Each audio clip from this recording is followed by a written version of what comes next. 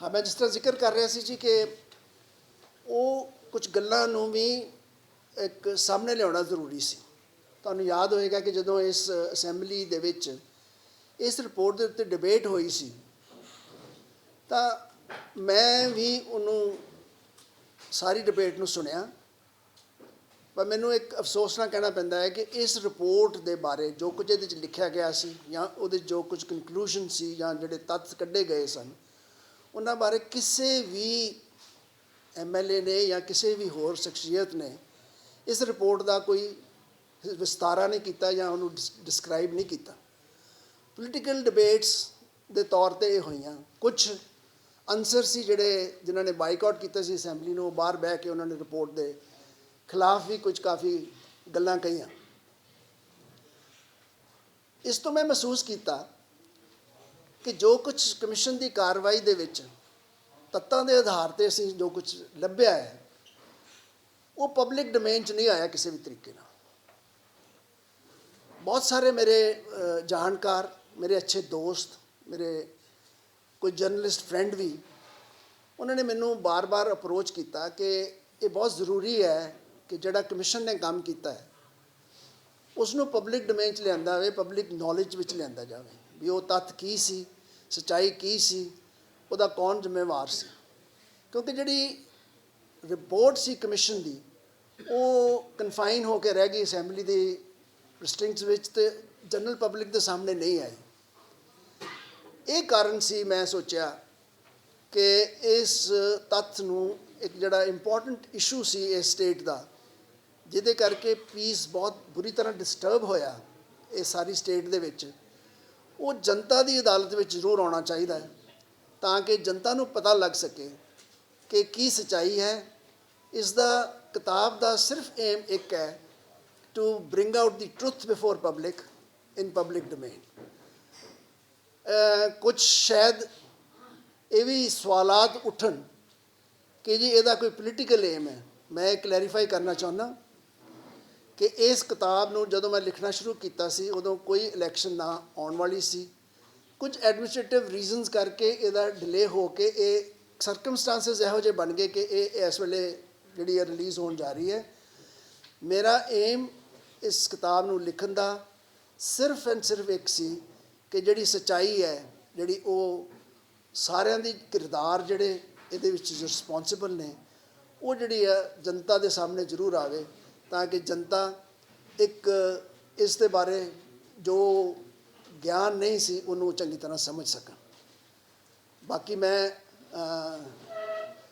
बहुत शुक्रगुजार हाँ ऑनरेबल जस्टिस SS सोडी साहब former chief justice of Allahabad high court. मैं बड़ा शुक्रगुजार हाँ जस्टिस महेश ग्रोवर जी का उन्होंने टाइम कढ़ के इत्थे आए।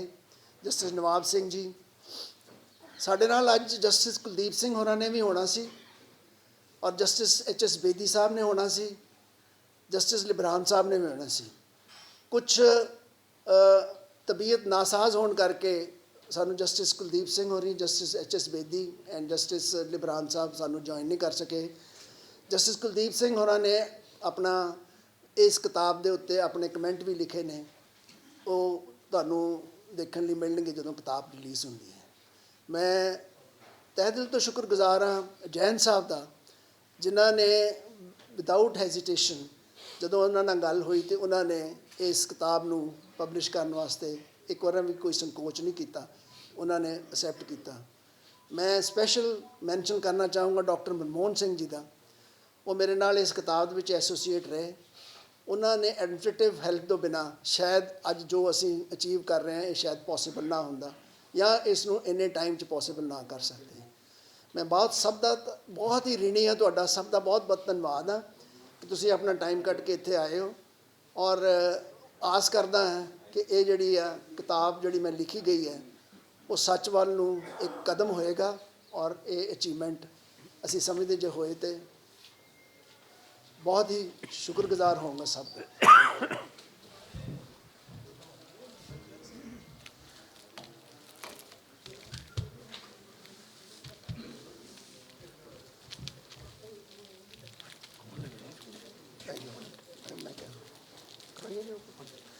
मैं जस्टिस सोढी साहब ਨੂੰ जस्टिस नवाब सिंह जस्टिस महेश ग्रोवर जी ਨੂੰ ਬੇਨਤੀ ਕਰਦਾ ਕਿ ਜਿਹੜੀ ਕਿਤਾਬ ਦਾ ਰਿਲੀਜ਼ ਕਰ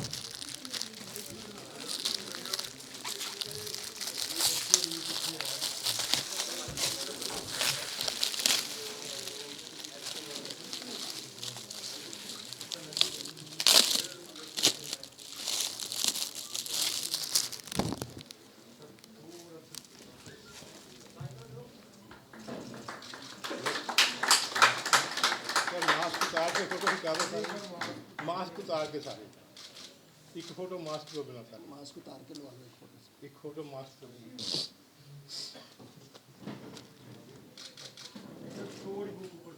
थोड़ी बुक ऊपर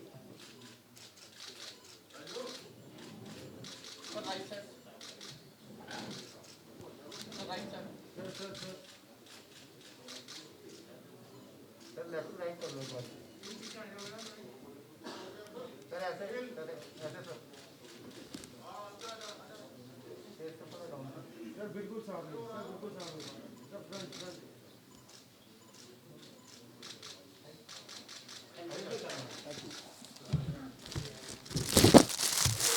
now the house is open for pressure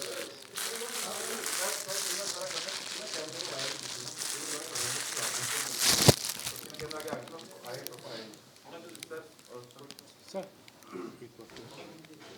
ਪਿਛਲੇ ਕੈਮਰੇ ਤੇ ਕਦੇ ਨਹੀਂ ਹੈ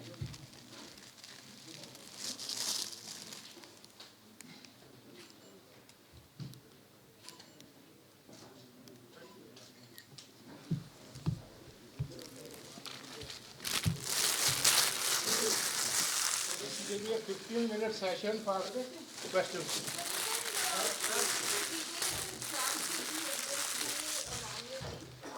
ਤੁਹਾਡੇ ਮੁਤਾਬਿਕ ਹੁਣ ਤੁਹਾਡੀ ਕੀ ਕਨਕਲੂਜਨ ਕੀ ਹੈਗਾ ਕਿ ਇਹ ਪੂਰੀਆਂ ਘਟਨਾਵਾਂ ਦੇ ਪਿੱਛੇ ਕੌਣ ਲੋਕ ਸਨ ਤੁਸੀਂ ਇਸ ਦੇ ਵਿੱਚ ਕੀ ਕੁਝ ਮੈਂ just request you to repeat the question please ਕਹਿ ਰਹੀ ਹਾਂ ਕਿ ਤੁਸੀਂ ਇੰਨੀ ਡੀਟੇਲ ਦੇ ਵਿੱਚ ਜਾਂਚ ਕੀਤੀ ਹੈਗੀ ਹੈ ਬੇਅਦਬੀਆਂ ਦੇ ਘਟਨਾਵਾਂ ਦੇ ਪਿੱਛੇ ਕੌਣ ਲੋਕ ਹੈਗੇ ਸਨ ਤੁਸੀਂ ਇਸ ਬਾਰੇ ਦੱਸ ਸਕਦੇ ਹੋ ਹਾਂਜੀ ਹਾਂਜੀ ਮੈਂ ਨੇਹਾ ਸ਼ਰਮਾ ਆਮ ਫਰਮ ਪੀਟੀਸੀ ਨਿਊਜ਼ ਜਿਸ ਦਿਨ ਅਸੀਂ ਇਨਕੁਆਇਰੀ ਸ਼ੁਰੂ ਕੀਤੀ ਸੀ ਜੀ ਉਸ ਦਿਨ ਪਹਿਲਾ ਸ਼ੱਕ ਜਿਹੜਾ ਸੀਗਾ ਨਾ ਉਹ ਸਾਡੇ ਤੇ ਡੇਰਾ ਪ੍ਰੇਮੀਆਂ ਤੇ ਸੀਗਾ ਕਿਉਂਕਿ ਬੜੀ ਕਲੀਅਰ ਕੱਟ ਇੰਡੀਕੇਸ਼ਨ ਸੀਗੀ starting from first day when the ਜਦੋਂ ਗੁਰੂ ਗ੍ਰੰਥ ਸਾਹਿਬ ਜੀ ਦੀ ਬੀੜ ਚੋਰੀ ਹੋਈ ਸੀ ਉਹਦੇ 'ਚ ਜੇ ਕੋਈ ਸ਼ੱਕ ਨਜ਼ਰ ਆਉਂਦਾ ਸੀ ਤੇ ਜਿਸ ਦਿਨ ਪੋਸਟਰ ਲੱਗੇ ਸੀ ਉਹ ਬੜਾ ਕਲੀਅਰਲੀ ਉਧਰ ਨੂੰ ਸੂਈ ਜਾ ਰਹੀ ਸੀ ਤੇ ਜਦੋਂ ਫਿਰ ਅੰਗ ਪਾੜ ਕੇ ਜਿਹੜੇ ਲਗਾਏ ਗਏ ਜਦੋਂ MSG2 ਫਿਲਮ ਰਿਲੀਜ਼ ਨਹੀਂ ਹੋਈ ਤਾਂ ਉਹ ਸ਼ੱਕ ਤਕਰੀਬਨ ਕੰਪਲੀਟ ਹੀ ਹੋ ਗਿਆ ਸੀ ਪਰ ਸਾਡੀ ਇਨਕੁਆਇਰੀ ਦੇ ਡਾਉਨ ਤੇ ਅਸੀਂ ਦੇਖਿਆ ਕਿ ਇਹ ਪੁਲਿਸ ਨੂੰ ਉਧਰ ਨੂੰ ਕੋਈ ਇਨਵੈਸਟੀਗੇਸ਼ਨ ਪੁਲਿਸ ਦੀ ਇਨਵੈਸਟੀਗੇਸ਼ਨ ਉਧਰ ਨੂੰ ਨਹੀਂ ਗਈ ਸੀ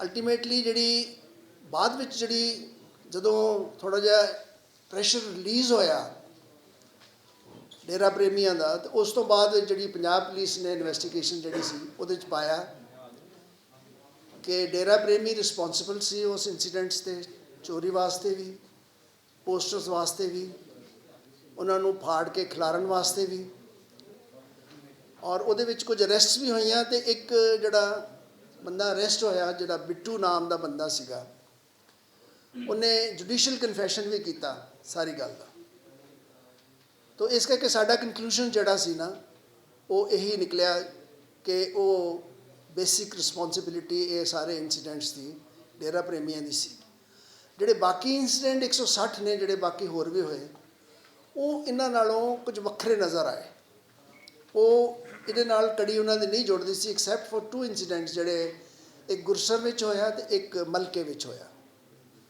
ਉਹ ਉਹਨਾਂ ਨਾਲ ਕਨੈਕਟਡ ਸੀਗੇ ਬਾਕੀ ਇਨਸੀਡੈਂਟ ਜਿਹੜੇ ਸੀਗੇ ਉਹ ਕੁਝ ਤਾਂ ਇੱਕਾ ਦੁੱਕਾ ਸੀ ਕੁਝ ਹੋਰ ਵੀ ਸੀ ਇਹ ਜਿਹੜੀ ਫਾਈਂਡਿੰਗ ਹੈ ਇਹ ਤੱਤ ਦੇ ਆਧਾਰ ਤੇ ਹੈ ਐਵੀਡੈਂਸ ਤੇ ਬੇਸਡ ਹੈ ਜਿਹੜੀ ਐਵੀਡੈਂਸ ਸਾਰੀ ਮੈਂ ਆਪਣੀ ਕਿਤਾਬ ਵਿੱਚ Please identify your publication before asking the question. Right, sir. I will give you a mic. Sir, Ravinder भी from Dainik Savera sir. Sir, judges बड़े free and fair माने जाते हैं sir. ਹਾਂਜੀ Judges free and fair माने जाते हैं. ਤੁਹਾਡਾ ਪੇਸ਼ਾ ਬਹੁਤ free and fair ਮਾਨੇ ਜਾਂਦੇ. ਪੰਜਾਬ ਦੇ ਵਿੱਚ ਇਲੈਕਸ਼ਨ ਹੈਗੇ ਨੇ. ਤੁਸੀਂ ਇਸ ਸਮੇਂ ਦੇ ਵਿੱਚ ਇਹ ਬੁੱਕ ਰਿਲੀਜ਼ ਕਰਨ ਨਾਲ ਤੁਹਾਨੂੰ ਲੱਗਦਾ ਨਹੀਂ ਕਿ ਪੰਜਾਬ ਦੇ ਇਲੈਕਸ਼ਨ ਪ੍ਰਭਾਵਿਤ ਹੋ ਸਕਦੇ ਆ ਕਿਸੇ ਪਾਰਟੀ ਨੂੰ ਜਾਂ ਕਿਸੇ ਐਸੇ ਬੰਦੇ ਨੂੰ ਨੁਕਸਾਨ ਵੀ ਹੋ ਸਕਦਾ ਹੈ ਇਹ ਇਲੈਕਸ਼ਨ ਤੋਂ ਬਾਅਦ ਕੀਤੀ ਜਾ ਸਕਦੀ ਸੀ ਬੁੱਕ ਰਿਲੀਜ਼ ਤੁਹਾਨੂੰ ਨਹੀਂ ਲੱਗਦਾ ਕਿ ਇਹ ਹੁਣ ਬੁੱਕ ਰਿਲੀਜ਼ ਕਰਨ ਦਾ ਸਹੀ ਟਾਈਮ ਨਹੀਂ ਸੀ ਮੈਂ ਜਿਸ ਤਰ੍ਹਾਂ ਤੁਹਾਨੂੰ ਪਹਿਲਾਂ ਹੀ ਕਿਹਾ ਕਿ ਇਹ ਏਮ ਕੋਈ ਪੋਲੀਟੀਕਲ ਏਮ ਜਾਂ ਕਿਸੇ ਨੂੰ ਐਡਵਾਂਟੇਜ ਵਾਸਤੇ ਨਹੀਂ ਸੀਗਾ ਇਹ ਇੱਕ ਕੋਇਨਸੀਡੈਂਟ ਕਹਿ ਸਕਦੇ ਤੁਸੀਂ ਇਹਨੂੰ ਕਿ ਇਹ ਥੋੜਾ ਜਿਹੜੀ ਇਸ ਟਾਈਮ ਤੇ ਇਹ ਬੁੱਕ ਰਿਲੀਜ਼ ਹੋ ਰਹੀ ਹੈ ਮੇਰਾ ਕੋਈ ਪੋਲੀਟੀਕਲ ਏਮ ਨਹੀਂ ਸੀ ਜਦੋਂ ਇਨਕੁਆਇਰੀ ਕੀਤੀ ਉਦੋਂ ਵੀ ਹੁਣ ਵੀ ਤੇ ਅੱਗੇ ਵੀ ਜੇ ਕੋਈ ਐਸੀ ਗੱਲ ਪੰਜਾਬ 'ਚ ਘਟਨਾ ਹੋਈ ਹੈ ਜਿਹਦਾ ਕੋਈ ਪੋਲੀਟੀਕਲ ਇਨਫਲੂਐਂਸ ਹੋ ਸਕਦਾ ਹੈ ਤੇ ਉਹਦੇ ਵਿੱਚ ਮੇਰੇ ਵਿਚਾਰ ਨਾਲ ਜੇ ਲੋਕਾਂ ਦਾ ਮਨ ਬਣਾਉਣ ਦਾ ਵੀ ਜ਼ਰੀਆ ਹੋਣਾ ਚਾਹੀਦਾ ਹੈ ਜੇ ਕੋਈ ਇੱਕ ਐਸੀ ਇਨਸੀਡੈਂਟ ਹੈ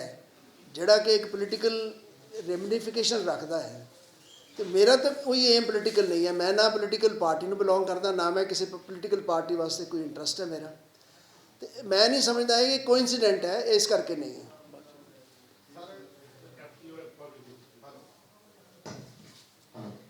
ਸਰ ਮੈਂ ਪੰਜਾਬੀ ਜਾਗਰਣ ਤੋਂ ਮੇਰਾ ਸਵਾਲ ਇਹ ਹੈ ਕਿ ਜਿਹੜੀ ਤੁਹਾਡੀ ਇਹ ਕਿਤਾਬ ਆ ਉਹ ਜਿਹੜੀ ਤੁਸੀਂ ਰਿਪੋਰਟ ਕਮਿਸ਼ਨ ਨੇ ਪੇਸ਼ ਕੀਤੀ ਆ ਵਿਧਾਨ ਸਭਾ ਦੇ ਵਿੱਚ ਟੇਬਲ ਹੋਈ ਆ ਇਸ ਕਿਤਾਬ ਵਿੱਚ ਉਸ ਰਿਪੋਰਟ ਤੋਂ ਹਟ ਕੇ ਕੁਝ ਹੈ ਇੱਕ ਤਾਂ ਮੇਰਾ ਇਹ ਸਵਾਲ ਆ ਤੇ ਦੂਜਾ ਮੇਰਾ ਸਵਾਲ ਇਹ ਹੈ ਕਿ ਜਿਹੜੀ ਕੋਟਕਪੂਰੇ ਵਾਲੀ ਤੁਸੀਂ ਗੱਲ ਕੀਤੀ ਆ ਕੰਵਰ ਵਿਜੇ ਪ੍ਰਤਾਪ ਜੀ ਹੋਰਾਂ ਨੇ ਇੱਕ ਜਾਂਚ ਕਰਕੇ ਉਹ ਅੱਗੇ ਵਧੀ ਉਹ ਹਾਈ ਕੋਰਟ ਵਿੱਚ ਟਿਕ ਨਹੀਂ ਸਕੀ ਇਹ ਕਿਆ ਕਾਰਨ ਰਹੇ ਨੇ ਜੀ ਇੱਕ ਮੇਰਾ ਨਾਲ ਲੱਗਦੀ ਸਵਾਲ ਇਹੀ ਆ ਕਿ ਜਿਹੜੀ ਜਸਟਿਸ ਦੀ ਗੱਲ ਹੁੰਦੀ ਆ ਉਹ ਇਹ ਲੋਕਾਂ ਦੇ ਵਿੱਚ ਹੁਣ ਇਹ ਗੱਲ ਚੱਲੇ ਗਈ ਕਿ ਜਿਹੜਾ ਜਸਟਿਸ ਆ ਉਹ ਜਿਹੜੇ ਅਮੀਰ ਲੋਕ ਨੇ ਪੈਸੇ ਵਾਲੇ ਲੋਕ ਨੇ ਉਹਨਾਂ ਜੋਗਾ ਰਹਿ ਗਿਆ ਗਰੀਬ ਲੋਕਾਂ ਨੂੰ ਜਸਟਿਸ ਨਹੀਂ ਮਿਲਦਾ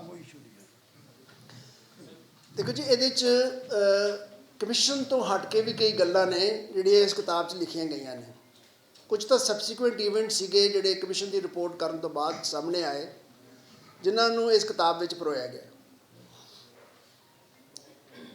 ਮੈਂ ਇਨਵੈਸਟੀਗੇਸ਼ਨ ਬਾਰੇ ਕੁਝ ਨਹੀਂ ਕਹਿਣਾ ਨਾ ਮੈਂ ਇਸ ਕਿਤਾਬ ਵਿੱਚ ਕੁਝ ਲਿਖਿਆ ਕਿਉਂਕਿ ਇਨਵੈਸਟੀਗੇਸ਼ਨ ਜਿਹੜੀ ਵੀ ਕਿਸੇ ਪੁਲਿਸ ਨੇ ਕੀਤੀ ਚਾਹੇ ਕੰਵਰ ਵਿਜੇ ਪ੍ਰਤਾਪ ਨੇ ਕੀਤੀ ਜਾਂ ਕਿਸੇ ਨੇ ਕੀਤੀ ਉਹ ਮੇਰੀ ਡੋਮੇਨ 'ਚ ਨਹੀਂ ਸੀ ਨਾ ਮੈਂ ਉਹਨੂੰ ਦੇਖਿਆ ਹੈ ਤੇ ਨਾ ਮੈਂ ਉਹਦੇ 'ਚ ਕੋਈ ਕਮੈਂਟ ਕਰ ਸਕਦਾ ਜਿਹੜਾ ਲਾਸਟ ਤੁਹਾਡਾ ਸਵਾਲ ਹੈ ਇਹ ਜਿਹੜਾ ਕਿ ਜਸਟਿਸ ਜਿਹੜਾ ਨਹੀਂ ਮਿਲਦਾ ਲੋਕਾਂ ਨੂੰ ਉਹ ਇੱਕ ਪਰਸੈਪਸ਼ਨ ਹੈ ਮੈਂ ਉਸ ਪਰਸੈਪਸ਼ਨ ਨਾਲ ਜੇ ਕਹੋ ਤਾਂ ਮੈਂ ਨਿੱਜੀ ਤੌਰ 'ਤੇ ਸਹਿਮਤ ਹਾਂ ਉਸ ਗੱਲ ਨਾਲ ਜਸਟਿਸ ਮਿਲਣਾ ਚਾਹੀਦਾ ਇਹ 2015 ਦਾ ਇਨਸੀਡੈਂਟ ਅੱਜ ਤੱਕ ਕੋਰਟ ਕਚਹਿਰੀਆਂ ਦੇ ਵਿੱਚ ਰੁਲ ਰਿਹਾ ਹੈ ਕਿਸੇ ਨੂੰ ਤਾਂ ਜਸਟਿਸ ਵੱਲ ਜਾਣਾ ਚਾਹੀਦਾ ਸੀ 2 ਆਦਮੀਆਂ ਦੀ ਮੌਤ ਹੋਈ ਉੱਥੇ ਹੋਰ ਕਈ ਲੋਕਾਂ ਨੂੰ ਬੜੀ ਸੀਰੀਅਸ ਇੰਜਰੀਜ਼ ਹੋਈਆਂ ਅੱਜ ਤੱਕ ਉਹਨਾਂ ਦੀ ਸੁਣਵਾਈ ਮੇਰੇ ਹਿਸਾਬ ਨਾਲ ਨਹੀਂ ਹੋਈ ਮੈਂ ਇਸ ਗੱਲ 'ਤੇ ਵੀ ਕਮੈਂਟ ਕੀਤਾ ਹੈ ਇਸ ਕਿਤਾਬ ਦੇ ਵਿੱਚ ਔਰ ਮੈਂ ਸੰਕੋਚ ਨਹੀਂ ਕਰੂੰਗਾ ਇਸ ਕਹਿਣ ਤੋਂ ਕਿ ਮੈਂ ਥੋੜ੍ਹਾ ਜਿਹਾ ਕਮੈਂਟ ਕੀਤਾ ਹੈ ਕਿ ਜੇ ਹਾਈ ਕੋਰਟਸ ਦੀ ਜਿਹੜੀ ਇੰਟਰਫੀਅਰੈਂਸ ਇਸ ਇਨਵੈਸਟੀਗੇਸ਼ਨਸ ਹੋਈਆਂ ਨੇ ਉਹ ਥੋੜ੍ਹੀਆਂ ਜਿਹੀਆਂ ਆਮ ਇੰਟਰਫੀਅਰੈਂਸ ਨਾਲੋਂ ਥੋੜ੍ਹੀਆਂ ਜ਼ਿਆਦਾ ਸੀ ਐਕਸਟਰਾ ਆਰਡੀਨਰੀ ਸੀ ਉਹਦੇ ਵਿੱਚ ਜਿਨ੍ਹਾਂ ਨੂੰ ਇਨਸਾਫ ਮਿਲਣਾ ਚਾਹੀਦਾ ਸੀ ਜਿਨ੍ਹਾਂ ਦੀਆਂ ਮੌਤਾਂ ਹੋਈਆਂ ਉਹਨਾਂ ਨੂੰ ਇਨਸਾਫ ਦੀ ਉਮੀਦ ਹੀ ਰਹੀ ਉਹਨਾਂ ਨੂੰ ਇਨਸਾਫ ਮਿਲਿਆ ਨਹੀਂ ਕਿਤੇ ਔਰ ਨਾ ਹੀ ਮੈਨੂੰ ਲੱਗਦਾ ਇਹ ਵੀ ਇੱਕ ਕਾਰਨ ਸੀ ਮੇਰੇ ਪਾਰਟ ਦੇ ਉੱਤੇ ਕਿ ਐਟਲੀਸਟ ਇਹ ਜਿਹੜੀ ਸਾਰੀ ਪ੍ਰਕਿਰਿਆ ਹੈ ਜਾਂ ਜੋ ਕੁਝ ਵੀ ਇਸ ਹਾਲਾਤ ਨੇ ਇਹਨਾਂ ਨੂੰ ਐਟਲੀਸਟ ਪਬਲਿਕ ਦੀ ਕਚਹਿਰੀ ਵਿੱਚ ਲਿਆਂਦਾ ਜਾਵੇ ਪਬਲਿਕ ਦੇ ਡੋਮੇਨ ਵਿੱਚ ਲਿਆਂਦਾ ਜਾਵੇ ਤਾਂ ਕਿ ਉਹ ਦੇਖ ਸਕਣ ਕਿ ਸੱਚਾਈ ਕੀ ਹੈ ਤੇ ਜਸਟਿਸ ਡਿਨਾਈ ਹੋਇਆ ਕਿ ਨਹੀਂ ਹੋਇਆ Sir, I am Ritu Singh from Global Punjab TV.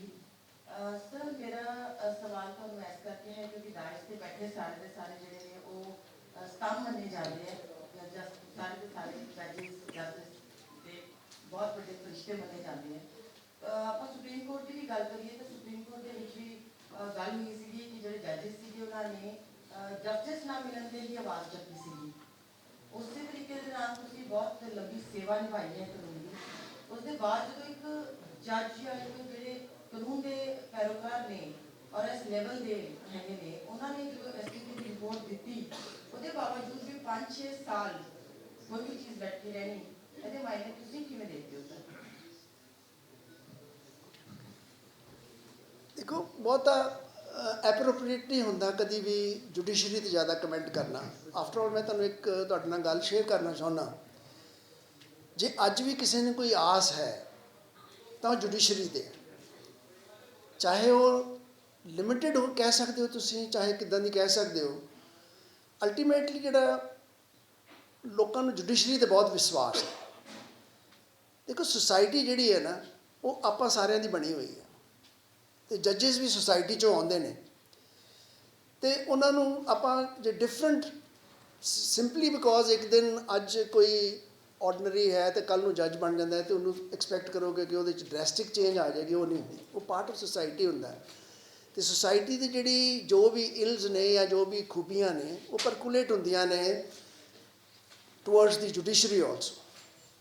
ਇਸ ਕਰਕੇ ਤੁਹਾਨੂੰ ਹਰ ਅਦਾਰੇ 'ਚ, ਚਾਹੇ ਉਹ ਐਡਮਿਨਿਸਟ੍ਰੇਸ਼ਨ ਹੈ, ਚਾਹੇ ਉਹ ਗੌਰਮੈਂਟ ਹੈ, ਚਾਹੇ ਉਹ ਕੋਈ ਹੈ, ਤੁਹਾਨੂੰ ਹਰ ਤਰ੍ਹਾਂ ਦੇ ਲੋਕ ਮਿਲਣਗੇ। ਪਰ ਫਿਰ ਵੀ ਮੇਰੇ ਵਿਚਾਰ ਨਾਲ ਆਸ ਨਹੀਂ ਛੱਡਣੀ ਚਾਹੀਦੀ। ਹੁਣ ਵੀ ਕਿਸੇ ਵੇਲੇ ਕੁਝ ਸਿਸਟਮ ਆਉਂਦਾ ਹੈ, ਉਹਦੇ ਵਿੱਚ ਕੁਝ ਤਰੁੱਟੀਆਂ ਆ ਜਾਂਦੀਆਂ ਨੇ, ਉਹ ਸਿਸਟਮ ਇੰਪਰੂਵ ਹੁੰਦਾ ਹੈ, ਫਿਰ ਉਹ ਚੰਗਾ ਵੀ ਹੁੰਦਾ ਹੈ, ਫਿਰ ਉਹ ਬੜਾ ਇਫੈਕਟਿਵ ਵੀ ਹੁੰਦਾ ਹੈ। ਆਸ ਕਰਦੇ ਹਾਂ ਕਿ ਜੁਡੀਸ਼ਰੀ ਆਪਣਾ ਰੋਲ ਜਿਹੜਾ ਇਫੈਕਟਿਵ ਤਰੀਕੇ ਨਾਲ ਨਿਭਾਉਂਦੀ ਰਹੇਗੀ। ਤੁਸੀਂ ਪਹਿਲੇ ਹੀ ਸਵਾਲ ਦਾ ਤਾਂ ਜਵਾਬ ਦਿੰਦਿਆਂ ਕਿਹਾ ਕਿ ਵੱਡੀ ਘਟਨਾ ਦੇ ਪਿੱਛੇ ਡੇਰਾ ਲੱਗ ਰਿਹਾ ਸੀਗਾ, ਬਾਕੀ ਘਟਨਾਵਾਂ ਪਿੱਛੇ ਨਹੀਂ। ਪਰ ਜਿਹੜੀ ਪੁਲਿਸ ਨੇ ਗੋਲੀ ਚੱਲੀ, ਪੁਲਿਸ ਵੱਲੋਂ ਗੋਲੀ ਚਲਾਈ ਗਈ, ਜਿਹੜੀ ਜਾਨ ਲਈ ਗਈ 2 ਵਿਅਕਤੀਆਂ ਦੀ, ਪਹਿਲੀ ਥਾਂ ਫੱਟੜ ਵੀ ਹੋਏ, ਉਹਦੇ ਪਿੱਛੇ ਵੀ ਕੀ ਡੇਰਾ ਹੈ ਜਾਂ ਉਸ ਸਮੇਂ ਦੀ ਸਰਕਾਰ ਸੀ ਜਾਂ ਕਿਹੜੇ ਕਿਸੇ ਵਿਅਕਤੀ ਨੂੰ ਮੰਨਦੇ ਹੋ? ਦੇਖੋ ਜੀ, ਉਸ ਸਮੇਂ ਦੀ ਜਿਹੜਾ ਕੋਟਕਪੂਰਾ ਵਾਲਾ ਇਨਸੀਡੈਂਟ ਹੈ, ਉਹਦੇ ਵਿੱਚ ਤੁਸੀਂ ਜੇ ਕਿਤਾਬ ਦੇ ਵਿੱਚ ਜੋ ਜ਼ਿਕਰ ਕੀਤਾ ਗਿਆ, ਜੋ ਐਵੀਡੈਂਸ ਦੇ ਮੁਤਾਬਿਕ ਆਈ ਹੈ, ਉਹਦੇ ਵਿੱਚ ਉਸ ਦੇ ਡੀਜੀਪੀ ਉਸ ਸਮੇਂ ਦੇ ਸੁਮੇਧ ਸਿੰਘ ਸੈਣੀ ਦਾ ਕਾਫੀ ਹੱਦ ਤੱਕ ਮਤਲਬ ਐਕਟਿਵ ਰੋਲ ਸੀ। ਉਹਨਾਂ ਦੀ ਰਾਤ ਨੂੰ ਕੋਈ 2 ਵਜੇ ਉਸ ਵੇਲੇ ਦੇ ਚੀਫ ਮਿਨਿਸਟਰ ਸਾਹਿਬ ਨਾਲ ਗੱਲ ਹੁੰਦੀ ਹੈ, ਔਰ ਉਹਨਾਂ ਨੂੰ ਚੀਫ ਮਿਨਿਸਟਰ ਸਾਹਿਬ ਨੇ ਇਹ ਪੁੱਛਿਆ ਕਿ ਉੱਥੇ ਕੀ ਹਾਲਾਤ ਨੇ ਤੇ ਤੁਸੀਂ ਕੀ ਕਰ ਰਹੇ ਹੋ। ਇਹ ਜਿਹੜੀ ਗੱਲ ਹੈ, ਜਿਹੜੀ ਉਹਨਾਂ ਨੇ ਆਪ ਕਮਿਸ਼ਨ ਦੇ ਸਾਹਮਣੇ ਇੱਕ ਐਫੀਡੇਵਿਟ ਦੇ ਤੌਰ ਤੇ ਜਾਂ ਚਿੱਠੀ ਦੇ ਤੌਰ ਤੇ ਮੰਨੀ। ਅੱਗੇ ਉਹ ਨਹੀਂ ਦੱਸਦੇ ਕਿ ਉਹਨਾਂ ਨੇ ਕੀ ਰਿਪੋਰਟ ਦਿੱਤੀ ਚੀਫ ਮਿਨਿਸਟਰ ਸਾਹਿਬ ਨੂੰ ਵੀ ਹਾਲਾਤ ਕੀ ਨੇ ਔਰ ਉਹ ਕੀ ਕਰਨ ਜਾ ਰਹੇ ਨੇ। ਔਰ ਚੀਫ ਮਿਨਿਸਟਰ ਸਾਹਿਬ ਨੇ ਕਮਿਸ਼ਨ ਦੇ ਸਾਹਮਣੇ ਆਉਣ ਤੋਂ ਇਨਕਾਰ ਕਰ ਦਿੱਤਾ, ਫਾਰਮਰ ਚੀਫ ਮਿਨਿਸਟਰ ਸਾਹਿਬ ਨੇ, ਕਿ ਕਹਿੰਦੇ ਕਿ ਸਾਨੂੰ ਇਸ ਕਮਿਸ਼ਨ 'ਤੇ ਕੋਈ ਇਤਬਾਰ ਨਹੀਂ, ਇਸ ਕਰਕੇ ਮੈਂ ਨਹੀਂ ਆਉਣਾ। ਅਤੇ ਉਹਨਾਂ ਦੀ ਵਰਸ਼ਨ ਸਾਡੇ ਸਾਹਮਣੇ ਨਹੀਂ ਆ ਸਕੀ ਕਿ ਉਹਨਾਂ ਨੂੰ, ਹਾਂ ਇਹ ਪਬਲਿਕ ਡੋਮੇਨ 'ਚ ਹੈ ਕਿ ਉਹਨਾਂ ਨੇ ਮੰਨਿਆ ਸੀ ਕਿ ਚੀਫ ਮਿਨਿਸਟਰ ਡੀਜੀਪੀ ਨਾਲ ਉਹਨਾਂ ਦੀ ਗੱਲ ਹੋਈ। ਉਸ ਵੇਲੇ ਦੇ ਡਿਪਟੀ ਕਮਿਸ਼ਨਰ ਸਾਹਿਬ ਨਾਲ ਵੀ ਚੀਫ ਮਿਨਿਸਟਰ ਆਫਿਸ ਨਾਲ ਸੰਪਰਕ ਸੀਗਾ। ਤੋ ਇਸ ਹਾਲਾਤ ਨੂੰ ਦੇਖਦੇ ਹੋਏ ਜਿਹੜਾ ਕਨਵਰਸੇਸ਼ਨ ਰਾਤ ਨੂੰ ਹੋਈ ਡਿਪਟੀ ਕਮਿਸ਼ਨਰ ਤੇ ਡੀਜੀਪੀ ਦੀ, ਉਹ ਬੜੀ ਵਾਈਟਲ ਸੀ।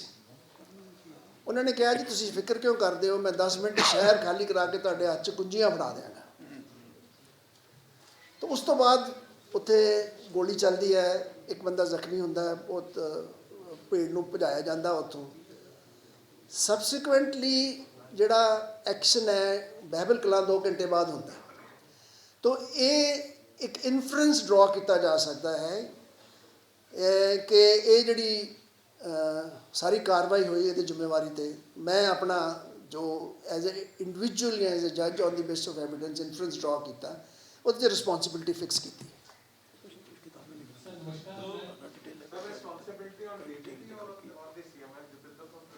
ਹਾਂਜੀ,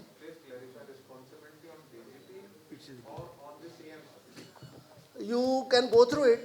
Just one sentence. Was it very vital? That's very vital. I'm very vital. You said you have drawn an inference, and on the basis of inference, you are naming the former CM and former DGP. So you have to clarify on this one. Inference is on the basis of inference is on. And how the conversation came to you that DGP ਸਾਹਿਬ ਨੇ ਆਖਿਆ ਕਿ ਮੈਂ ਤੁਹਾਨੂੰ ਸਾਰੇ ਸ਼ਹਿਰ ਦੀਆਂ ਕੁੰਡੀਆਂ ਫੜਾ ਦਿਆਂਗਾ, that's very fine. That is the evidence of Deputy Commissioner. The conversation with the Chief Minister is in the form of a written communication addressed to the Commission by a DGP. This This is is what Mr. DGP told you. no, DGP gave me in writing. That is reproduced in this. And the inferences on the basis of a material which is before the Commission. Inferences are always drawn on the basis of a material or evidence. Baki rest of the things is elaborately written in this book. both CM and the DGP. You can go through it. Sir ये जो पूरे मामले हैं ये ऐसा इनका इतना बड़ा इम्पैक्ट था कि ये कोई पंजाब का मुद्दा नहीं, क्योंकि जहाँ जहाँ पंजाबी बसे हैं वो सब हट हुए। तो उसके बाद जो दूसरी जो कोटकपूरा और बहिबल कला में जो फायरिंग के इंसिडेंट हुए उससे भी काफी ज्यादा पिछले हम देख रहे हैं 2015 के बाद से लगातार ये बहुत बड़ा पॉलिटिकल मुद्दा है। आप अपनी किताब के निचोड़ में ये मानते हैं कि इन घटनाओं के पीछे कुछ पॉलिटिकल लोग थे, और अगर थे तो वो कौन है? I will leave it to you to go through my book and see what is contained therein. जो कुछ मैंने लिखा है वो बेसिस ऑफ एविडेंस लिखा है। अगर कोई पॉलिटिकल आदमी इन्वॉल्व था तो उसका जिक्र होगा इसमें, अगर नहीं इन्वॉल्व था तो वो भी जिक्र लेकिन होगा। सर आपने बुक लिखी, लेकिन आपको पता तो होगा कि कौन लोग थे कौन नहीं थे, उसके पीछे क्या उनकी मंशा थी, आप अपने को बता दें तो। नहीं, बेसिकली तो मेरे कंक्लूजन में ये जो इंसिडेंट है उसकी रिस्पॉन्सिबिलिटी डेरा प्रेमियों की थी, और पुलिस की इन्वेस्टिगेशन में कोई कोताही थी, वो किस वजह से थी। कुछ इंडिकेशंस हैं कि उनको रोका गया था, कुछ इंडिकेशंस ऐसी भी हैं। नहीं, डेरा प्रेमी भी किसी पॉलिटिकल पार्टी या परिवार के साथ मिले हुए थे, ये भी एलिगेशन लगते रहे सर। इस पर आपका कोई निचोड़ निकला इसमें? देखिए, ऐसे है कि मैंने ब्रॉड एलेबोरेटली डिस्कस किया है इसमें कि वो कहाँ से शुरू हुआ, कारण क्या था। इसका बेसिकली मेरे एनालिसिस के मुताबिक ये इंसिडेंट की बैकग्राउंड जो है वो डेरा प्रेमियों की जो रिलीज़ ऑफ MSG 2 थी उसके इंसिडेंट से शुरू हुआ था। ये 2007 से ऑनवर्ड जो कार्रवाई चल रही थी उसकी वजह से ये this has led to this situation. वो माफ़ी दिलाई गई, वो किस सर्कमस्टांसिस में दिलाई गई, अंडर विच सर्कमस्टांसिस किसने दिलवाई, वो सारा कुछ इसमें जिक्र है। मतलब रूट कोज वही है सर, मैं वही पूछ रहा हूँ। हाँ, बिल्कुल रूट कोज मेरे हिसाब से वही है, और उसकी माफ़ी जो दिलाई गई थी जो बाद में वापस हुई, वो मेरे को लगता है कि उसने प्रेसिपिटेट की सारी सिचुएशन। सर वो पॉलिटिकल एक व्यक्ति का नाम भी आता है उस पूरे मामले में, कि एक पार्टी का नाम आता है कि वो इन्वॉल्व थी माफी दिलवाने में भी, और उसके बाद मैंने डिटेल में लिखा है इसके बारे में। बाय नेम लिखा आपने उनको? बाय नेम लिखा है। आप मानते हैं उनका इन्वॉल्वमेंट? मैं जो कुछ लिखा है उसमें वो मेरा I stand by that. Sir नमस्कार, मैं आदित्य शर्मा हूँ दैनिक ट्रिब्यून से। यहाँ प्लीज। हाँ जी सर, मेरा सवाल ये है कि आपने कहा कि भी रियलिटी के जो मामले हुए सरकार ने उनको सार्वजनिक किया।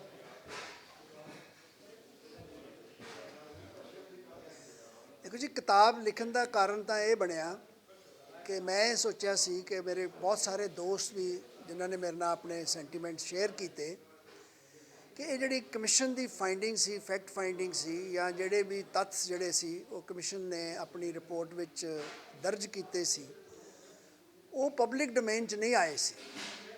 ईवन जी असैंबली डिबेट हुई सी उहदे विच कोई रिपोर्ट दे विच की कंटेंड है या की तत्त ने वो किसी ने खुल के नहीं लियाते सी, ना डिस्कस किए सी। तो मेरे बहुत सारे वैल विशर्स, मेरे दोस्त मैनू गाए बगाए मिलते रहे। उन्होंने कहा कि जो तत्त तुसी अपना इन्वेस्टिगेशन या इनक्वायरी करके कढ़े ने उन्होंने पब्लिक डोमेन च आना, लोगों के सामने लिया जोड़ा ना एक ज़रूरी है।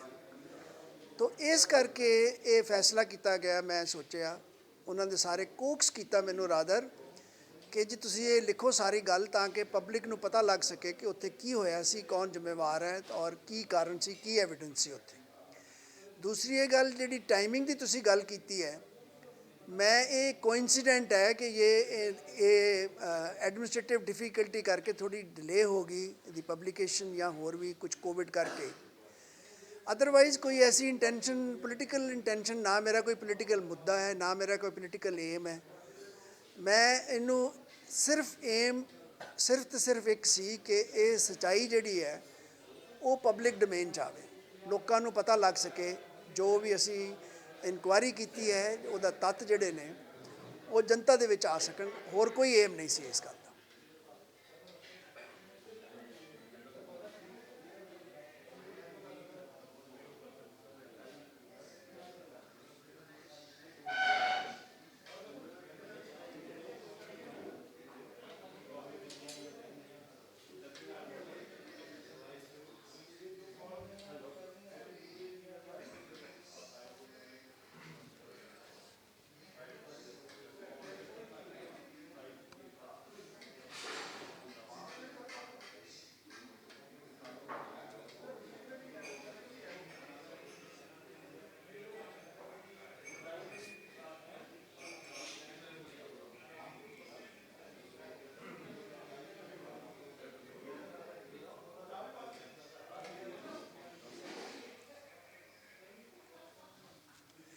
नहीं कुछ देखो, गल कोई भी जदों तुहाडा कोई दोस्त आके शेयर करता है ना, वो ਉਹੀ ਗੱਲ शेयर करता है ਜਿਹੜੀ ਤੁਸੀਂ ਕਾਮਨਲੀ ਕਿਸੇ ਵਿੱਚ डिस्कस ਕੀਤੀ ਹੋਵੇ। ਮੇਰੇ ਮਨ ਦੇ ਵਿੱਚ ਤਾਂ ਇਹ ਸੀਗਾ, ਕਿਉਂਕਿ ਜਦੋਂ ਮੈਂ ਦੇਖਿਆ ਕਿ ਇੱਕ ਇਹਦੇ ਤੇ ਕਮਿਸ਼ਨ ਦੀ ਰਿਪੋਰਟ ਤੇ ਪ੍ਰੋਪਰ ਜਿਹੜਾ ਆਊਟਕਮ ਨਹੀਂ ਨਿਕਲਿਆ, ਉਦੋਂ ਫਿਰ ਇਹ ਮੇਰਾ ਮਨ ਦੇ ਵਿੱਚ ਵਿਚਾਰ ਮੇਰੇ ਵਿੱਚ ਸੀਗਾ ਕਿ ਇਹ ਐਟਲੀਸਟ ਜਨਤਾ ਦੀ ਅਦਾਲਤ ਵਿੱਚ ਜ਼ਰੂਰ ਸੱਚਾਈ ਜਾਂ ਜੋ ਵੀ ਫੈਕਟਸ ਨੇ ਆਉਣੇ ਚਾਹੀਦੇ ਨੇ। ਔਰ ਉਦੋਂ ਮੇਰੇ ਜਿਹੜੇ ਕੋਈ ਦੋਸਤ ਸੀ ਜਿਨ੍ਹਾਂ ਨੇ ਕੁਛ ਇਸ ਦੀ ਜਾਣਕਾਰੀ ਸੀ, ਕੁਝ ਜਰਨਲਿਸਟ ਫਰੈਂਡ ਵੀ ਸੀਗੇ ਜਿਨ੍ਹਾਂ ਨੇ ਮੈਨੂੰ ਆਮ ਤੌਰ ਤੇ ਮਿਲਦੇ ਸੀ, ਉਹਨਾਂ ਨੇ ਵੀ ਮੈਨੂੰ ਇਹ ਕਿਹਾ। ਤਾਂ ਇਹ ਇੱਕ ਐਸਾ ਨਹੀਂ ਕਿ ਉਹਨਾਂ ਦੇ ਕਹਿਣ 'ਤੇ ਮੈਂ ਕੀਤਾ, ਮੇਰੇ ਮਨ ਦੇ ਵਿੱਚ ਵੀ ਸੀਗਾ, ਪਰ ਉਹਦੀ ਦ੍ਰਿੜਤਾ ਵੱਧ ਗਈ ਜਦੋਂ ਮੈਨੂੰ ਬਾਕੀ ਸਾਰੇ ਦੋਸਤ ਜਿਹੜੇ ਵੈਲ ਵਿਸ਼ਰ ਸੀ ਉਹਨਾਂ ਨੇ ਕਿਹਾ ਕਿ ਇਹ ਜ਼ਰੂਰ ਕਰੋ। ਇਸ ਕਰਕੇ ਟਾਈਮਿੰਗ ਜਿਹੜੀ ਹੈ, ਦੇਖੋ ਗੱਲ ਇਹ ਹੈ ਕਿ ਮੈਂ ਜਿਸ ਤਰ੍ਹਾਂ ਦੱਸਿਆ ਕਿ ਮੇਰਾ ਕੋਈ ਪੋਲੀਟੀਕਲ ਏਮ ਨਹੀਂ ਹੈ, ਨਾ ਮੇਰੀ ਪੋਲੀਟੀਕਲ ਇੰਟੈਂਸ਼ਨ ਹੈ, ਨਾ ਹੀ ਮੈਂ ਸਮਝਦਾ ਹੈ ਕਿ, ਪਰ ਜਿਹੜੀ ਸੱਚਾਈ, ਇਹ ਜਿਹੜਾ ਕੋਇੰਸੀਡੈਂਟ ਹੋ ਗਿਆ ਕਿ ਇਸ ਵੇਲੇ ਆ ਰਹੀ ਹੈ, ਪਰ ਜੇ ਸੱਚਾਈ, ਮੈਨੂੰ ਕੋਈ ਇਸ ਗੱਲ ਦੀ ਚਿੰਤਾ ਨਹੀਂ ਹੈ ਕਿ ਲੋਕਾਂ ਦੇ ਸਾਹਮਣੇ ਜੇ ਸੱਚਾਈ ਆਏ ਤੇ ਸੱਚਾਈ ਦੇ ਬੇਸਿਸ ਤੇ ਜੇ ਕੋਈ ਫੈਸਲਾ ਕਰਨ ਤੇ ਇਹਦੇ 'ਚ ਕੋਈ ਮਾੜੀ ਗੱਲ ਨਹੀਂ ਮੇਰੇ ਵਿਚਾਰ ਨਾਲ।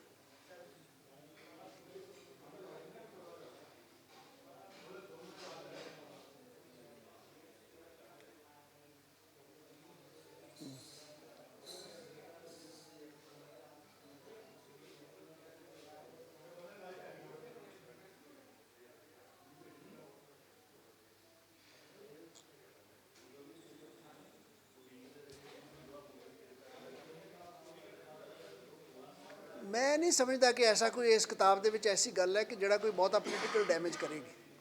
बाकी उन्होंने जो कुछ किसी ने कार्रवाई करनी है, मैं उस पर कोई कंट्रोल नहीं मेरा, वो जो मर्जी कर सकते हैं।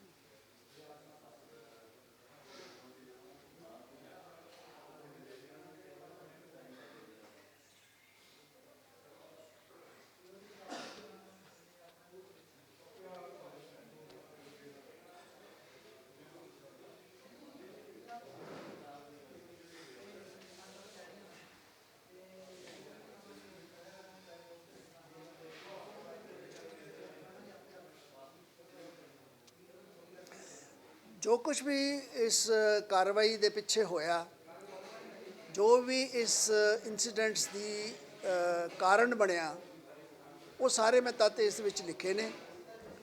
माफ़ीनामा देना, फिल्म रिलीज़ होना, माफ़ीनामा वापस होना, ये सारिया गल्लां जिहड़ियां ने ये एक इस वल नूं तुरियां, जिहदे करके इंसीडेंट होए ते जिहदे करके सारा माहौल खराब होया। फिर उस तो बाद गोली चलना, उत्थे कुछ आदमियों की मौत हो जाना, वो जिहड़ियां सारियां गल्लां ने वो सारियां इस किताब दे विच जिक्र है। उन्हां दा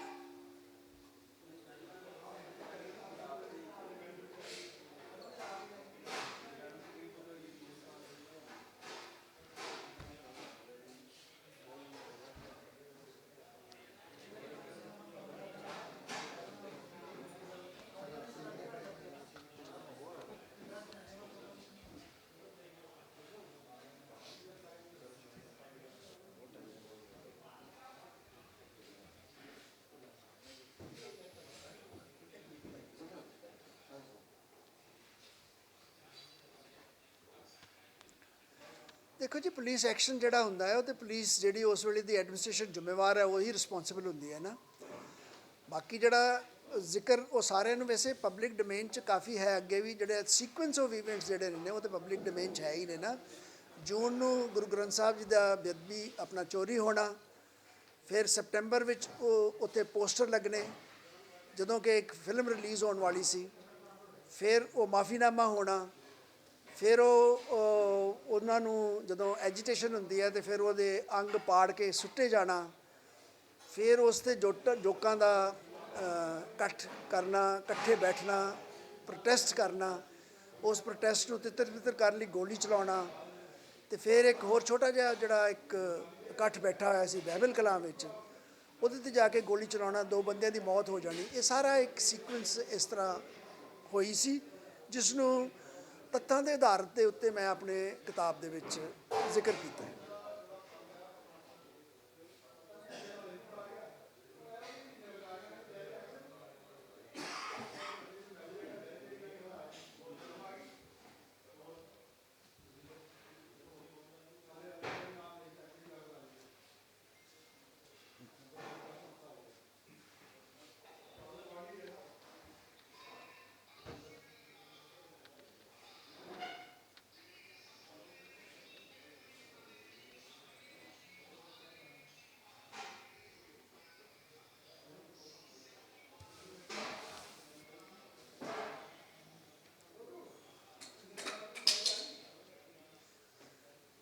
ਦੇਖੋ ਜੀ, ਇਹਦੇ ਵਾਸਤੇ ਪੁਲਿਸ ਵੀ ਰਿਸਪੌਂਸਿਬਲ ਸੀ, ਐਡਮਿਨਿਸਟ੍ਰੇਸ਼ਨ ਵੀ ਰਿਸਪੌਂਸਿਬਲ ਸੀ, ਜਿਹੜੇ ਉਸ ਵੇਲੇ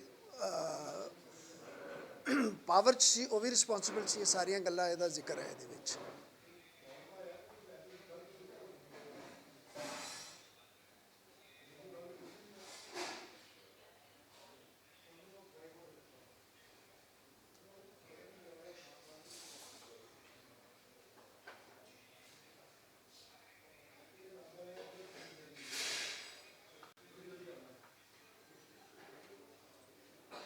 नहीं, ऐसी कोई गल नहीं है। इंस्ट्रक्शंस कोई उपरों नहीं, मतलब ਜਿਹੜੇ ਬੇਅਦਬੀ ਦੀਆਂ ਨਹੀਂ, ਬੇਅਦਬੀ ਦੀਆਂ ਥੱਲਿਓਂ ਸ਼ੁਰੂ ਹੋਈਆਂ, ਉੱਪਰ ਨੂੰ ਗਈਆਂ, ਪਰ ਜਿਹੜਾ ਉਹਨੂੰ ਕੰਟਰੋਲ ਕਰਨਾ ਜਾਂ ਉਹਨੂੰ ਇਨਵੈਸਟੀਗੇਟ ਕਰਨਾ ਜਾਂ ਉਹਦੇ 'ਚ ਜਿਹੜਾ ਆਫਟਰਮੈਥ ਹੋਇਆ, ਜਿਹੜਾ ਪੁਲਿਸ ਐਕਸ਼ਨ ਹੋਇਆ, ਉਹਦੀ ਸਾਰੀ ਜ਼ਿੰਮੇਵਾਰੀ ਜਿਹੜੀ ਹੈ ਨਾ ਉਹਦਾ ਜ਼ਿਕਰ ਹੈ ਇਸ ਵਿੱਚ।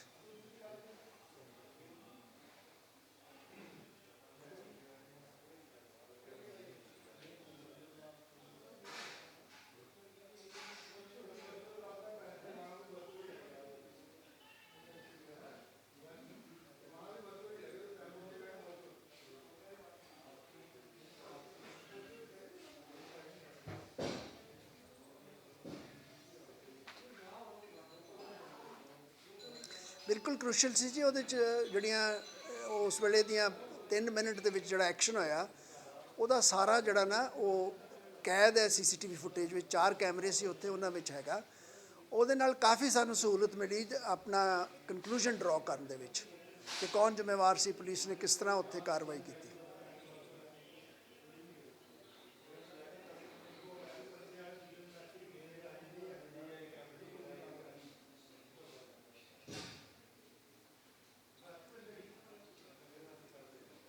ਮੇਰੀ ਰਿਪੋਰਟ 'ਚ ਵੀ ਲਿਖਿਆ ਹੈ ਜੀ, ਉਸ ਵੇਲੇ ਦੀ ਪੁਲਿਸ ਜ਼ਿੰਮੇਵਾਰ ਸੀ, ਉਸ ਵੇਲੇ ਦਾ DGP ਵੀ ਜ਼ਿੰਮੇਵਾਰ ਸੀ, ਉਹ ਜ਼ਿੰਮੇਵਾਰੀ ਤੋਂ ਭੱਜ ਨਹੀਂ ਸਕਦੇ। ਐਡਮਿਨਿਸਟ੍ਰੇਸ਼ਨ ਵੀ ਜ਼ਿੰਮੇਵਾਰ ਸੀ।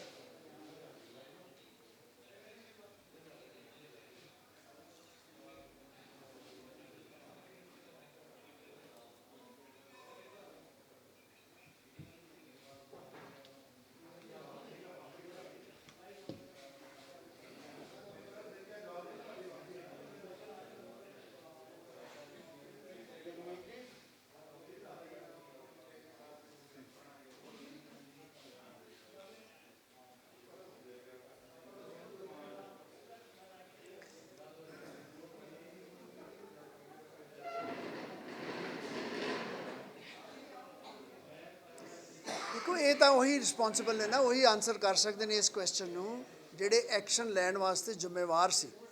ਮੈਂ ਇਸ ਬਾਰੇ ਕੀ ਕਹਿ ਸਕਦਾ? ਮੈਂ ਤਾਂ ਇਹੀ ਕਹਿ ਸਕਦਾ ਕਿ ਆਹ ਗੱਲ ਹੋਈ, ਅੱਜ ਤੱਕ ਆਹ ਸਿੱਟਾ ਨਹੀਂ ਨਿਕਲਿਆ।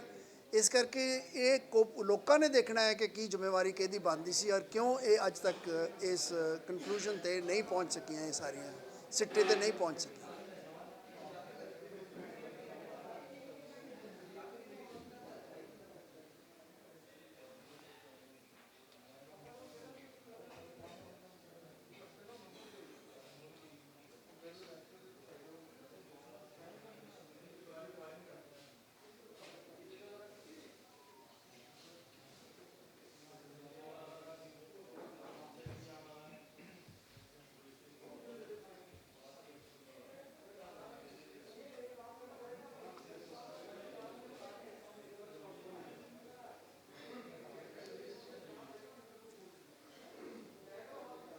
ਦੇਖੋ ਗੱਲ ਇਸ ਤਰ੍ਹਾਂ ਹੈ ਕਿ 2017 ਚ ਕਮਿਸ਼ਨ ਨੇ ਕਨਸਟੀਟਿਊਟ ਹੋਇਆ ਸੀ। ਅਗਸਤ 2018 ਤੱਕ ਸਾਰੀ ਰਿਪੋਰਟ ਜਿਹੜੀ ਆ ਸਬਮਿਟ ਕਰ ਦਿੱਤੀ ਗਈ ਸੀ ਤੇ 2018 ਤੋਂ ਲੈ ਕੇ 2022 ਚ ਆਏ ਅਸੀਂ। ਅਜੇ ਤੱਕ ਸਿਰਫ ਇਨਵੈਸਟੀਗੇਸ਼ਨ ਚੱਲ ਰਹੀ ਹੈ, ਪੁਲਿਸ ਇਨਵੈਸਟੀਗੇਸ਼ਨ ਚੱਲ ਰਹੀ ਹੈ, ਐਕਸ਼ਨ ਕੋਈ ਨਹੀਂ ਹੈ। ਜਿਹੜਾ ਕੋਈ ਇੱਕ ਵੱਡਾ ਐਕਸ਼ਨ ਹੋਇਆ ਉਹ ਹਾਈ ਕੋਰਟ ਨੇ ਇੰਟਰਫੇਅਰ ਕਰਕੇ ਕੁਐਸ਼ ਕਰ ਦਿੱਤਾ। ਤਾਂ ਜ਼ਿੰਮੇਵਾਰੀ ਤਾਂ ਫਿਰ ਸਾਰਿਆਂ ਦੀ ਬਣਦੀ ਨਾ, ਜੇ ਸਬਸੀਕੁਐਂਟ ਗਵਰਨਮੈਂਟ ਸੀ ਉਹ ਵੀ ਜ਼ਿੰਮੇਵਾਰ ਹੈ, ਇਕੁਅਲੀ ਜ਼ਿੰਮੇਵਾਰ ਹੈ। ਉਹਨਾਂ ਦਾ ਫਰਜ਼ ਬਣਦਾ ਸੀ ਕਿ ਇਸ ਨੂੰ ਜਲਦੀ ਤੋਂ ਜਲਦੀ ਕਨਕਲੂਜਨ ਵੱਲ ਲਿਆਂਦਾ ਜਾਂਦਾ। ਹਾਈ ਕੋਰਟ ਨੇ ਅੱਜ ਤੋਂ ਕਈ ਮਹੀਨੇ ਪਹਿਲਾਂ ਜਿਹੜੀ ਉਹ ਸਿੱਟ ਦੀ ਜਿਹੜੀ ਕੋਟਕਪੂਰੇ ਵਾਲੀ ਸਿੱਟ ਦੀ ਉਹ ਕੁਐਸ਼ ਕੀਤੀ ਸੀ, ਪਰ ਉਸ ਤੋਂ ਬਾਅਦ 'ਚ ਇੱਕ ਉਹ ਨਵੀਂ ਸਿੱਟ ਬਣੀ। ਅੱਜ 6 ਮਹੀਨੇ ਤੋਂ ਜ਼ਿਆਦਾ ਉੱਪਰ ਸਮਾਂ ਉਹਦਾ ਵੀ ਹੋ ਗਿਆ, 8 ਮਹੀਨੇ ਹੋ ਗਏ, 9 ਮਹੀਨੇ ਹੋ ਗਏ ਆ, ਉਹਦਾ ਵੀ ਕੋਈ ਅੱਜ ਤੱਕ ਆਊਟਕਮ ਨਜ਼ਰ ਨਹੀਂ ਆ ਰਿਹਾ। ਜਿਹੜੀਆਂ ਬਾਕੀ ਸਿਟਸ ਜਿਹੜੀਆਂ ਇਨਵੈਸਟੀਗੇਸ਼ਨ ਕਰ ਰਹੀਆਂ ਸੀ ਉਹਨਾਂ ਦਾ ਵੀ ਕੋਈ ਆਊਟਕਮ ਨਜ਼ਰ ਨਹੀਂ ਆ ਰਿਹਾ। ਤਾਂ ਫਿਰ ਜ਼ਿੰਮੇਵਾਰੀ ਤਾਂ ਸਭ ਦੀ ਬਣਦੀ ਹੈ ਨਾ, ਜਿਹੜੇ ਸਬਸੀਕੁਐਂਟਲੀ ਵੀ ਆਏ ਉਹਨਾਂ ਦੀ ਵੀ ਬਣਦੀ ਹੈ, ਜਿਹੜੇ ਪਹਿਲਾਂ ਸੀ ਉਹਨਾਂ ਦੀ ਵੀ ਬਣਦੀ ਹੈ।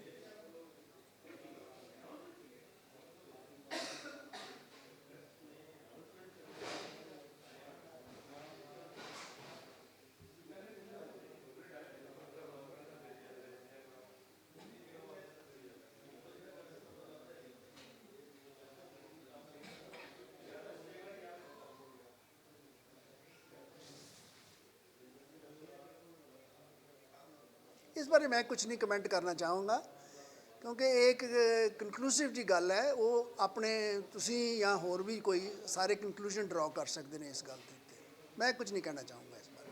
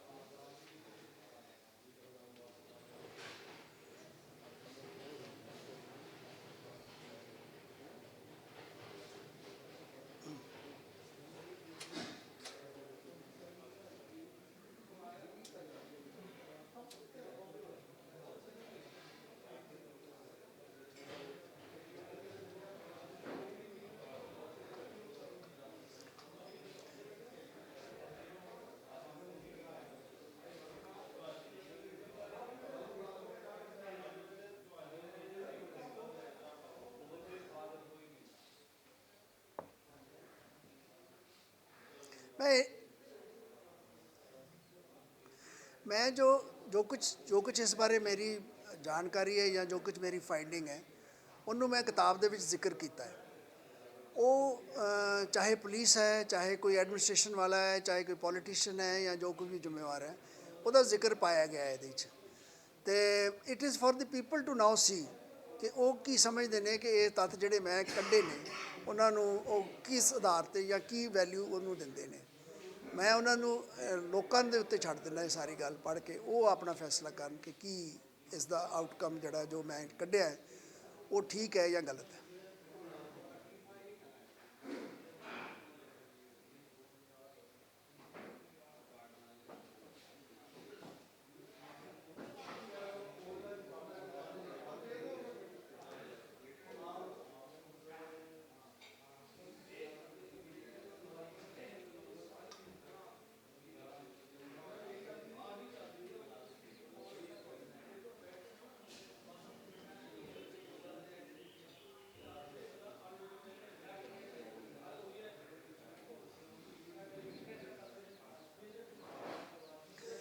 ये जिक्र तुहानू मिलूगा कि किस तरह माफ़ी अरेंज हुई, किस तरह माफ़ी दी गई, किस तरह माफ़ी नू वापस किया गया।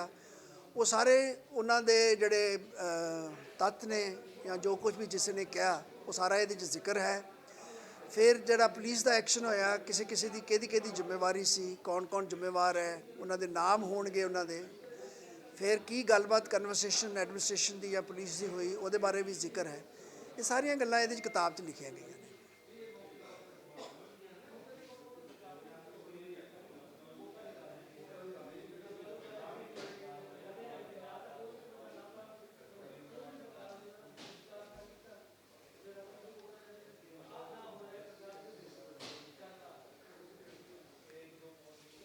नहीं जी, उन्होंने मेरी बेनती तो यह वो आए सी रिलीज़ वास्ते, मेरे नाल बैठने वास्ते। उन्होंने कोई कॉन्ट्रीब्यूशन नहीं है, ना ही उन्होंने कोई जिम्मेवारी बनती है इस किताब के जिहड़े तत्त ने।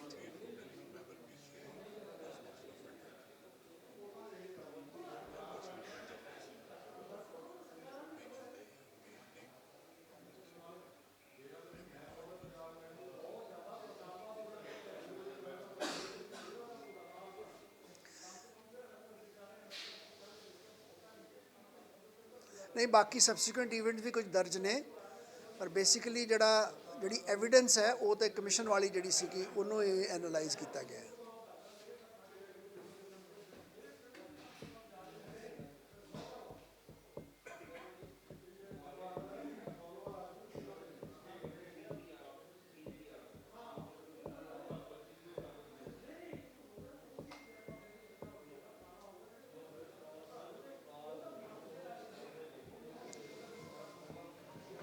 ਮਿਹਰਬਾਨੀ ਜੀ, ਸ਼ੁਕਰੀਆ।